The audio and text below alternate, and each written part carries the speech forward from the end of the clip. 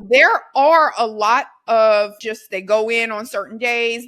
Barbers right now that they're trying to make some extra money, or they're maybe not making enough to actually sustain a Yep. lifestyle, so it's almost like a hustle rather Yep. than a business. So for those barbers that are there, or anyone that's in that industry, what is some advice that you would give them to where, hey, this is what you can do to shift from just being a barber in the shop to whatever, to actually having this as your physical business? Because I think a lot of people don't feel like if you aren't the owner of the barber shop, then that's not your Yeah. business, that you are just hustling if your name's not on the title. So how can those barbers that are just there, that are going from renting a chair or renting a space, transition what they're doing into actual Well, I mean, I business? think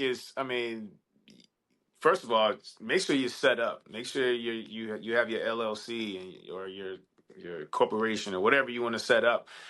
Make sure, because I know a lot of us, even when it's time to go buy something, because we ain't set up correctly.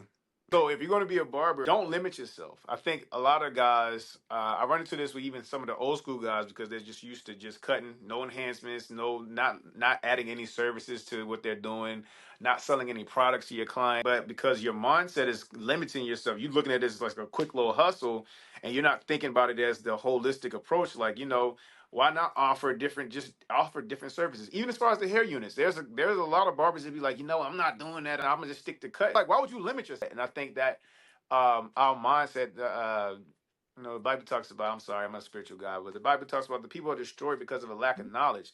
And if your mindset is not where it needs to be, you're gonna limit yourself. And listen, there's a season, especially if you don't have a family.